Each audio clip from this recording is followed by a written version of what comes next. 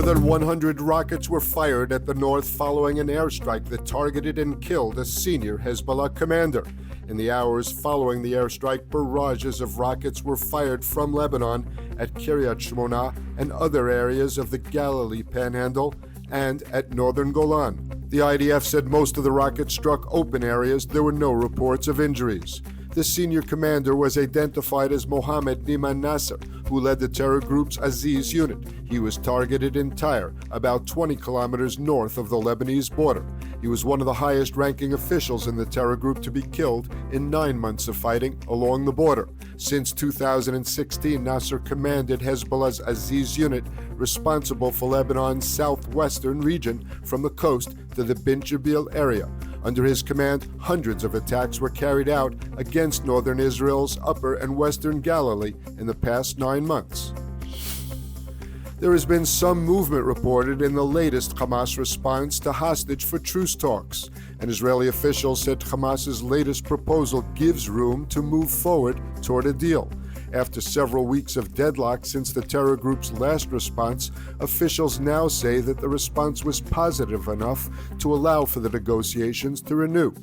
The differences reportedly focus on 2 clauses of the agreement. Israel has insisted on keeping the wording in these 2 clauses vague enough to allow it to resume fighting against Hamas in Gaza if it chooses. Hamas wants to ensure that Israel will not be able to resume fighting once the sides agree to the initial 6-week phase of the ceasefire deal. The Israeli government is expected to decide in the coming days whether or not to enter a new round of more detailed negotiations with the Qatari, Egyptian, and American mediators. On the eve of the 4th of July Independence Day holiday, the U.S. announced that U.S. President Joe Biden and Prime Minister Netanyahu are expected to meet in Washington later this month on the sidelines of the Israeli leader's trip to address a joint session of Congress. In a column published by the Jerusalem Post for the holiday, Prime Minister Netanyahu wrote, "The U.S. stands with Israel because Americans are similarly moved by the legacy of their forefathers. On this 4th of July, I want to thank the American people for being true to their birthright, the spirit of 1776, and wish them a happy and blessed Independence Day."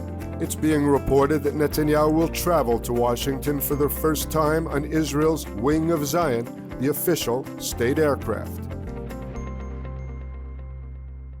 Experience the power of truth with ILTV News. If you're looking for quality content and captivating visuals, join our news community and become an integral part of our team as we embark on a mission to unveil the real Israel, dismantling the web of lies and misinformation that surround reporting on Israel.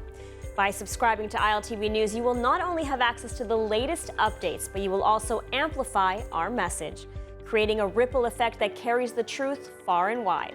Subscribe today and help reshape the narrative. Available on the web, Android, and Apple.